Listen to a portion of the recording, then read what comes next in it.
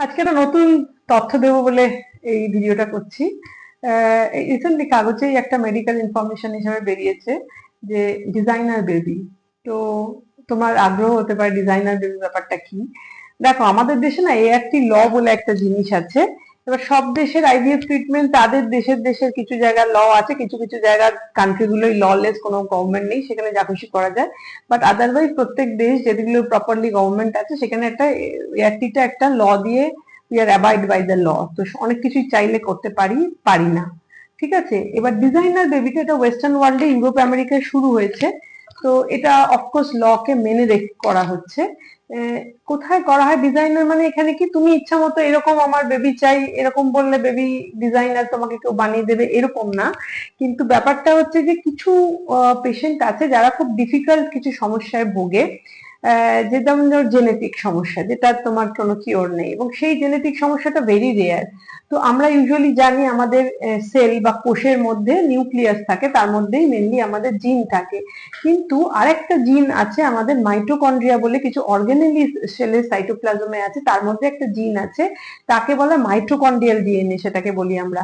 এবার সেইটা কিন্তু অনেক সময় অনেক ডিজিজের কারণ হয়।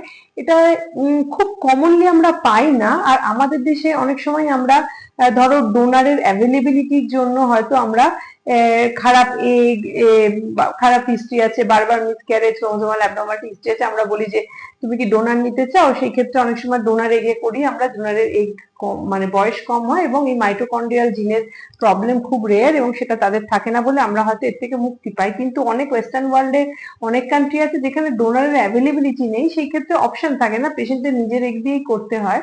তো সেই ক্ষেত্রে ধরো মা যদি একটা এমন কিছু মাইটোকন্ড্রিয়াল ডিএনএ ডিজিজে ভুগছে, এবং মাইটোকন্ড্রিয়াল ডিএনএটার স্পেশালিটি এটাই যে এইটা সম্পূর্ণভাবে বাচ্চা মায়ের থেকে অ্যাকোয়ার করে। কারণ এগের সেল, আমি বারবার পেশেন্টদের বোঝাই যে এগটা কেন ইম্পর্টেন্ট, এগের হোল সেলটা important, not only the nucleus. সাইটোপ্লাজমটা ইম্পর্টেন্ট কারণ সাইটোপ্লাজমের মধ্যে অনেক অর্গানেলিস থাকছে, তার মধ্যে ভেরি ইম্পর্টেন্ট অর্গানেলি মাইটোকন্ড্রিয়া, যার মধ্যে এই একটা ডিএনএ থাকে। এবার যখন এজিং এর এই কোনো একটা সেল যায় তখন তাতে কি হয়, এনার্জি কমে যায়, মাইটোকন্ড্রিয়ার ভালো ফাংশন থাকে না, মাইটোকন্ড্রিয়াল ডিএনএ ড্যামেজও বেড়ে যায়। তো অনেক সময় এত কিছু একটা রেয়ার অ্যাবনর্মালিটি বাচ্চারা অ্যাকোয়ার করে যেটা মায়ের মাইটোকন্ড্রিয়াল ডিএনএ থেকে এসছে। তো সেই ক্ষেত্রে এই ডিজাইনার বেবির ব্যাপারটা আসছে। এখানে 3 ওয়ে প্যারেন্ট হয়।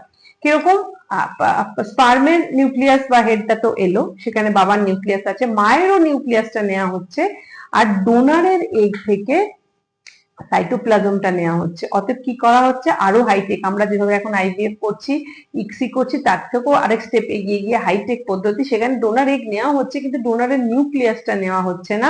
ডোনারের এগের সাইটোপ্লাজম থেকে রেখে, ইনট্যাক্ট রেখে নিউক্লিয়াসটা বার করে ফেলে দেওয়া হচ্ছে, এবং মায়ের এগ থেকে সাইটোপ্লাজম ফেলে দিয়ে নিউক্লিয়াসটা বার করে ডোনারের এগের মধ্যে ঢুকিয়ে দেওয়া হচ্ছে। তাহলে বাচ্চা মায়ের জেনেটিক্যালি, বায়োলজিক্যাল চাইল্ড বলতে জেনেটিক্যালি নর্মাল হলো, মায়ের মতো জিন পেলো, কিন্তু মায়ের ওই মাইটোকন্ড্রিয়াল ডিএনএ যেটা গোলমাল সেটা পেল না। এইভাবে প্রেগনেন্সি কিছু কান্ট্রিতে এখন শুরু হয়েছে এবং এটা আরো প্রোগ্রেস করবে। খুব বেশি না হলেও কয়েকটি বেবি কিন্তু অলরেডি, যারা সমস্যায় ভুগছিল, এরকম হেলদি বেবির জন্ম পৃথিবীতে হয়েছে।